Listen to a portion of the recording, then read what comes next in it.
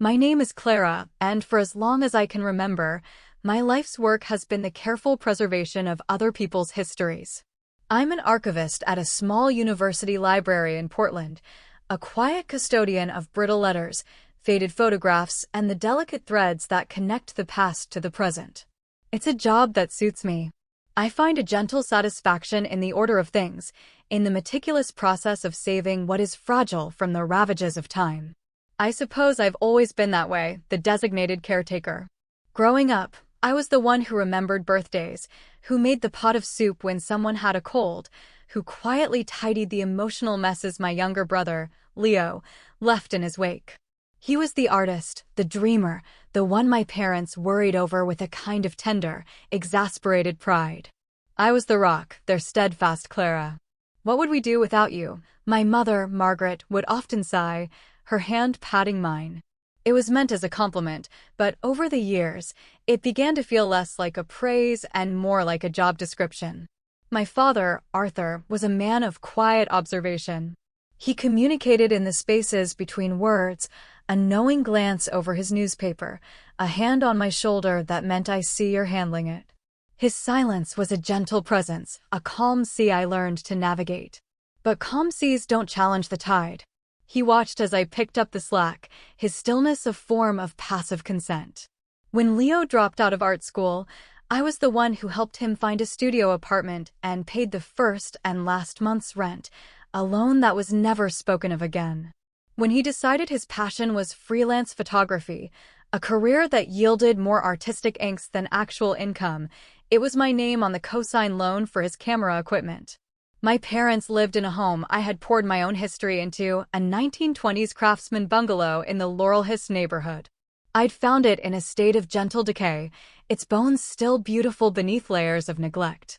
Over 3 years, using the savings I had meticulously accumulated, I brought it back to life. I stripped and restained the original woodwork, uncovered the hexagonal tile in the bathroom, and planted a garden of lavender and climbing roses in the backyard. It was my sanctuary, a physical manifestation of my love for things worth saving. And then, when my father's pension was cut and their finances grew precarious, I offered it to them. "Live here," I'd said. "It's too much space for just me. No rent, of course. Just keep the roses happy." They moved in, and I moved into a small, sensible condo across the river. It was the practical thing to do. The responsible thing. Margaret called me their angel. But angels, I've learned, are often expected to fly on their own wings, even when they are exhausted. The house, my house, slowly became their house. My things were moved to the attic to make room for theirs. My garden became Margaret's garden. I became a frequent, helpful guest in a life I had built. I never complained. Complaining felt like a betrayal of the role everyone had assigned me. I was Clara, the capable one, the one who understood. And I told myself this was love. This was what it meant to be a good daughter, a good sister. I was the archivist of our family, carefully cataloging everyone's needs and filing my own away in a drawer, to be dealt with at some later date that never seemed to arrive. The idea for the trip began not with a grand gesture, but with a whisper of memory. It was a rainy Tuesday, and I was having coffee with my mother. She was gazing out the window, a wistful look in her eyes. "You know," she said, her voice soft, "your father and I have never been back to the coast since our honeymoon. We stayed in this tiny inn in Cannon Beach. I remember the fog rolling in every morning and the sound of the waves. It was the most romantic place on earth. A seed was planted." Their 40th anniversary was in October. The Oregon coast in autumn possesses a moody, breathtaking beauty, the stormy skies, the dramatic tides, the scent of rain and salt in the air. I saw it all in my mind, a gift not of money, but of memory. A chance for them to revisit the beginning of their story. That evening, I began my research. The work was a quiet joy, a secret I savored. I found the very inn they had stayed in, now beautifully restored, and booked the best room, the one with a stone fireplace and a balcony overlooking the sea. I planned a scenic train journey from Portland, a slow, winding ride that would trace the coastline, allowing them to watch the landscape unfold without the stress of driving. I made a reservation at a seaside restaurant known for its local Dungeness crab, the same one my father had raved about for years. I even arranged for a small bouquet of sea lavender and dune grass to be waiting on their table. For myself, I booked a simple room in a motel a few blocks away and a standard seat on the train. The entire trip, with all its carefully curated details, came to just over $5,000. It was a significant amount, but I saw it as an investment in a moment of shared happiness. I took 2 days of my precious paid time off and spent weeks rearranging my work schedule to ensure everything at the archive was in perfect order before I left. I didn't tell them. I typed up a beautiful itinerary, placed it in a simple card, and planned to give it to them the morning of our departure. This wasn't about earning their gratitude. I had long since abandoned that hope. It was simpler than that. I wanted to give them something beautiful. I hoped, in some quiet corner of my heart, that this act of love, so personal and so thoughtfully constructed, would allow them to see me, not the solution to their problems, not the family's dependable resource, but Clara, their daughter. The first crack in my carefully laid plan appeared a week before the trip, in the form of a text from my mother. Leo was thinking it might be fun if he and Sasha joined us. Sasha is dying to get some moody coastal shots for her portfolio. Would that be okay, honey? Sasha was Leo's girlfriend of the moment, a willowy influencer whose life seemed to be a performance for an unseen audience. I once found her in my condo, unannounced, borrowing a vintage silk scarf of my grandmother's for an Instagram story, posed artfully against my bookshelf. There was no mention in my mother's text of who would pay, how they would get there, or where they would stay. There was only the gentle, unstated assumption that Clara would figure it out. My heart sank, a slow, heavy descent. I had pictured quiet walks on the beach, the three of us.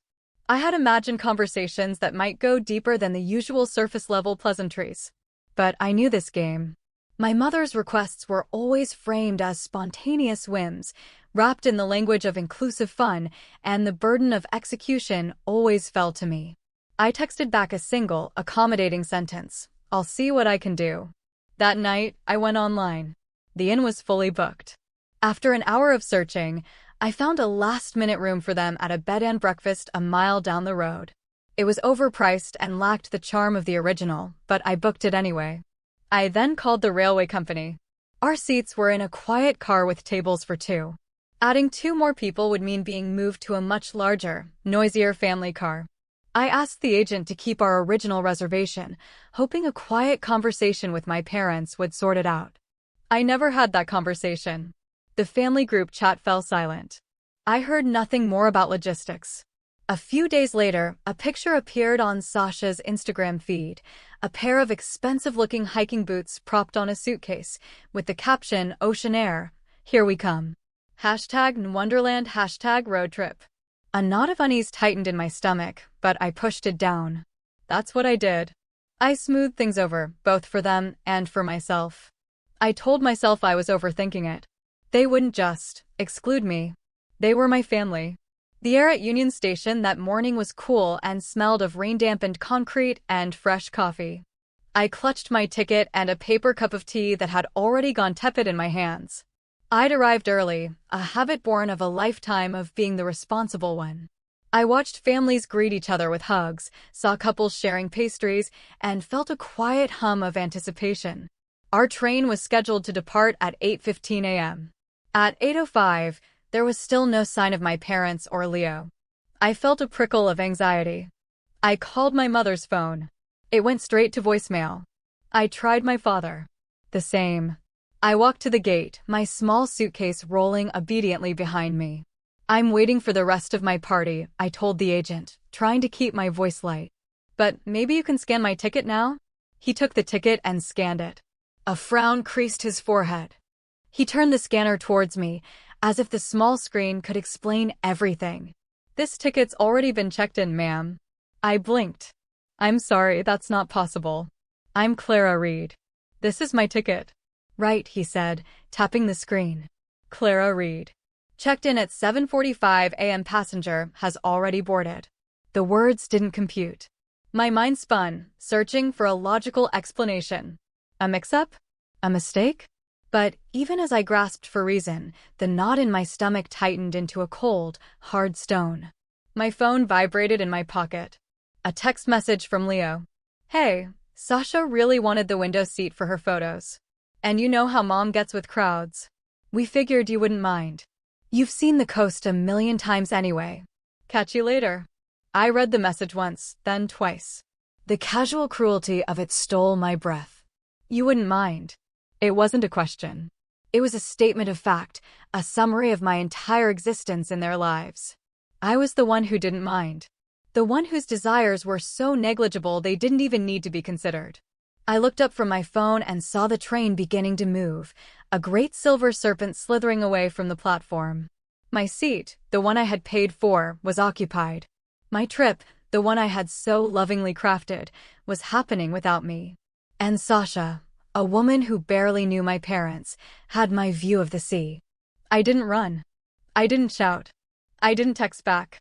I simply stood there, a statue of disbelief, holding a cup of cold tea I no longer wanted, surrounded by the beautiful, thoughtful journey I had built for people who hadn't even saved me a place. The worst part wasn't the act of being left. It was the silence that surrounded it. No one had thought it was necessary to tell me. I wasn't an oversight. I was an irrelevance. The train disappeared around a bend, its mournful horn echoing back through the damp air. My suitcase, packed with a book I'd been looking forward to reading and a warm sweater for the sea breeze, suddenly felt absurdly heavy. No one called. I walked numbly out of the station and sat on a bench facing the street. I pulled out my phone, my fingers moving on autopilot. Leo had already posted a photo to his Instagram story. It was a selfie of the four of them, squeezed into a booth on the train. My parents were smiling, their faces bright with a manufactured joy. Sasha was making a peace sign, and Leo's arm was draped around my mother's shoulders. The caption read, "Anniversary adventure begins." So grateful for these moments. #family first. Family. The word was a punch to the gut. This was their family. This curated, picture-perfect version. And I, the architect of the entire experience, was not in the frame. I locked my phone and stared at the passing traffic, the blur of colors feeling like a reflection of my own splintering thoughts. They didn't forget me. They replaced me. It was a choice, made with a casual ease that spoke of years of practice. And in that moment, sitting on a cold, hard bench in the gray Portland morning, I knew I had a choice to make, too. I didn't go home to my quiet, sensible condo. The thought of its four walls, of its silent testimony to my solitary life, was unbearable. Instead, I walked to the rental car agency near the station. I rented a small, unassuming sedan, threw my suitcase in the back, and started driving south. I had no destination in mind, only a direction. I followed the signs for Highway 101, the Pacific Coast Scenic Byway. The very route I had planned for them. The sky was a blanket of soft gray, the clouds hanging low over the deep green of the Douglas firs. As I left the city behind, the air began to change, tasting of salt and wet earth. I drove without music, the only sound the hum of the tires on the asphalt and the rhythmic swish of the windshield wipers clearing a light, persistent drizzle. I passed through towns I had only seen on a map: Tillamook, Pacific City, Lincoln City. I drove past the turnoff for Cannon Beach, for the inn with the fireplace and the sea view, and felt only a dull, distant ache. This wasn't their trip anymore. It was something else. A pilgrimage of my own making. Late in the afternoon, I pulled into a small, weathered town called Yachits, tucked between the forest and a stretch of wild, rocky coastline. I found a roadside motel, a relic from the 1960s with a neon sign that flickered bravely against the encroaching dusk. The room was simple, smelling of pine cleaner and old wood. It had a large picture window that looked directly out onto the churning ocean. I checked in, dropped my bag on the floor, and didn't unpack. For 2 days, I lived in a state of suspended animation. I turned off my phone. The constant, low-level hum of anxiety about missed calls and unread messages vanished, leaving behind a profound quiet. A single text had come through before I powered it down, a group message from my mother. "Scenery is just gorgeous. Hope you're not too upset about the mix-up, honey. Leo can be so thoughtless sometimes. No apology. No concern." Just a gentle deflection of blame, placing it all on Leo's impulsiveness, as if she and my father were merely helpless passengers. I left it unread. Instead, I walked for hours along the beach, my head bent against the wind, the spray of the waves cold on my face. I watched the water crash against the black volcanic rock, a relentless, powerful rhythm that seemed to wash away the noise in my head. I sat in a small cafe, nursing a mug of tea, and watched storms roll in from the sea. I browsed a dusty antique shop and bought a small, silver locket, though I had no picture to put inside it. I didn't have to explain my silence to anyone. I didn't have to manage anyone's feelings or downplay my own hurt to make them more comfortable. For the first time in what felt like my entire adult life, I was responsible for no one but myself. The solitude didn't feel like loneliness. It felt like air. It felt like truth. The meticulously planned trip was gone, a phantom limb. The family I thought I was a part of had shown me my place. And there, on that wild, windswept edge of the continent, I began to understand that my place was no longer with them. I returned to Portland on a Tuesday evening. The city felt different, or perhaps I was different. The gray sky, which had once felt melancholic, now seemed calm and meditative. I walked into my condo, and the silence that greeted me was not empty, but peaceful. Out of a habit I was already beginning to question, I opened my laptop and navigated to my mother's Facebook page. Her profile was alight with a new album of photos, proudly titled 40th Anniversary Coastal Getaway. She had tagged Leo, Sasha, and even the inn at Cannon Beach. She had not tagged me. I scrolled through the images, a detached observer at my own erasure. There they were, smiling on the beach. There they were, raising glasses of wine. And then I saw it. The photo that made my breath catch in my throat. It was the dinner. The table I had reserved, at the restaurant I had chosen. The candlelight flickered on their faces. In the center of the table was the bouquet I had ordered, the delicate arrangement of sea lavender and dune grass. And seated in the chair that was meant for me, laughing as my father told a story, was Sasha. The caption my mother had written beneath the album read, "So incredibly grateful for our wonderful children, who made this anniversary weekend a dream come to life. 40 years has never felt so sweet. Feeling so blessed. Our children." Plural. I closed the laptop.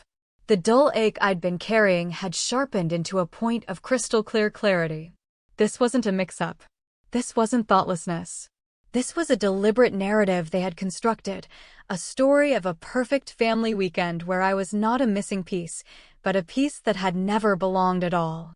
The next morning, I drove to the Laurelhurst neighborhood. I parked my car a block away and walked towards the Craftsman bungalow. My house. The afternoon sun filtered through the leaves of the old maple trees, dappling the sidewalk in light and shadow. They weren't home. I let myself in with the key I still carried. The house smelled of my mother's rose-scented potpourri and something else, something unfamiliar. Sasha's trendy trench coat was slung over the newel post. A stack of Leo's photography magazines was piled on the coffee table I had spent a month restoring. I walked through each room, a ghost in my own past. I stood in the dining room, looking at the table where they had celebrated countless holidays, where my mother had once toasted me as the glue that holds us all together. I realized, with a startling simplicity that felt like a physical impact, that they had not been my tenants. They had been my occupants. I had given them a home, and they had taken a life. And I was done being the foundation for a structure in which I had no room. The notice I drafted that evening was not emotional. It was a standard, legally sound document. I used a template from a property management website. It was a 30-day notice of a lease agreement change. I outlined the new terms. The rent would be set at the current market rate for a home of that size in that neighborhood. The utilities, which I had been paying, would be transferred to their names. I specified that all occupants must be listed on the lease, and that any long-term guests would require written approval. The new terms would take effect on the 1st of the following month. I printed 2 copies. One I would leave on the kitchen counter. The other I sent via certified mail, the receipt a small, formal testament to the boundary I was drawing. There was no personal note, no explanation. An explanation would have been an invitation to a negotiation, and I was no longer negotiating my own worth. My mother called the next afternoon. There was no preamble. "Clara, what is this?" Her voice was thin, stretched tight with disbelief and offense. "Are you actually charging us rent? Your own parents." I took a breath, letting the silence hang in the air for a moment before I spoke. My voice, when it came, was quieter than I expected, but steady. "Yes, but this is cruel," she said, her voice rising. "This is our home. We're your family." "Then perhaps you should have treated me like your daughter," I replied, the words landing softly, without malice, but with the undeniable weight of truth. She scoffed, a short, sharp sound of dismissal. "Oh, so this is about that silly trip? For goodness sake, Clara, you're being so dramatic. We didn't mean to hurt you. It all just happened so fast." I could hear the familiar creak of the floorboards as she paced in the living room, a sound I knew as well as my own heartbeat. "Your father is very upset," she said, her tone shifting, becoming wounded. But Arthur hadn't called. He hadn't texted. His silence, once a comfort, now felt like a judgment. "You could have talked to us about this," she said, a final, grasping attempt to reclaim the moral high ground. "I could have," I agreed gently. "But I chose this instead. You have until the 1st of the month. After that, this becomes a legal matter." "You can't be serious, Clara." "I am," I said. And then I ended the call. I stood by my kitchen window for a long time, watching a lone bird peck at the grass in the courtyard. I didn't feel angry. I didn't feel triumphant. I just felt still. The house no longer felt like mine, but for the first time, it no longer felt like a burden either. It had been a gift, given freely. Now it was a line, drawn clearly. 3 days later, an email landed in my inbox. The sender was a law firm I didn't recognize. The subject line read, Intent to dispute ownership of 1245 Southeast Ankeny Street. My hands grew cold as I opened it. It was a formal letter, filled with legal jargon, stating that their clients, Margaret and Arthur Reed, were asserting a claim of partial ownership based on significant, long-term financial contributions and the establishment of the property as their primary and permanent residence. It was vague, aggressive, and utterly baseless. They hadn't contributed a single dollar to the down payment, the mortgage, or the renovations. I forwarded the email to a real estate attorney my firm kept on retainer. He called me within the hour. "Clara," he said, his voice calm and reassuring. "There's nothing here. This is a bluff. They have no legal standing whatsoever. It's just noise, designed to intimidate you." He was right, of course. It was noise. But it was also a message, loud and clear. They were not sorry. They were not willing to reflect or to reconcile. They were prepared to fight me, to try and legally take the very home I had given them out of love. It was the final, heartbreaking confirmation that the family I had been trying to hold together existed only in my own mind. Leo appeared on my doorstep the following evening. He looked haggard, his usual careless charm replaced by a weary, hollowed-out look. He didn't knock, just stood on the welcome mat, his hands shoved deep into his pockets. "Sasha left," he said, his voice flat. He wouldn't meet my eyes. Said she didn't sign up for all this family drama. Packed her bags this morning. He kicked at a loose stone on the walkway. I don't have anywhere to go, Clara." There it was. The familiar pull. The silent expectation that I would open the door, offer him my spare room, make him a cup of tea, and absorb his crisis until he was ready to move on to the next one. The old Clara would have done it without a second thought. But the old Clara was gone. I looked at my brother, the boy I had protected and enabled for so long, and I felt a deep, sorrowful pity. But it was no longer my job to fix him. "I'm not your safety net anymore, Leo," I said. My voice was gentle, but firm. He finally looked up, his eyes glassy. "I didn't mean for any of that to happen with the trip," he mumbled. It was the closest he would ever get to an apology. An admission of consequence, not of fault. I didn't answer. I just stood there, my hand on the doorknob, the door remaining closed between us. It was the hardest and kindest thing I had ever done. My father never did call. His silence stretched, vast and absolute. I saw him once more during that time. I was dropping off some final paperwork related to the lease, and he was in the front yard, watering the roses, my roses. He looked up as I walked up the path, his face etched with a quiet sadness. "You don't have to do this, Clara," he said, his voice barely a whisper above the hiss of the sprinkler. It was the only thing he'd said to me in weeks. I met his gaze, my own expression unreadable. "Yes," I said, just as quietly. "I do." He held my gaze for a moment longer, then his shoulders slumped almost imperceptibly. He turned away and aimed the hose at a wilting blossom, his retreat into the familiar landscape of non-confrontation complete. In his quiet passivity, I finally saw the truth. His love wasn't unconditional. It was just uninvolved. He had let it all happen, and he was letting this happen now.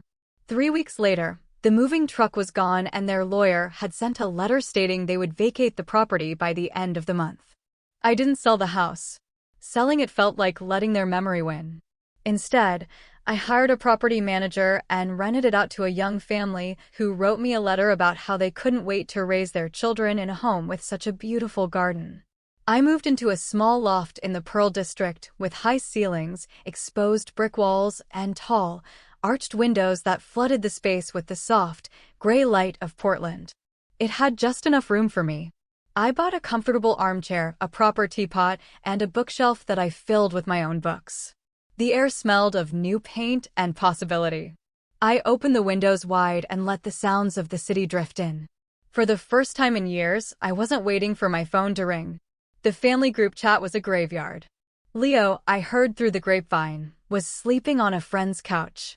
My parents had moved into a small senior living apartment complex across town.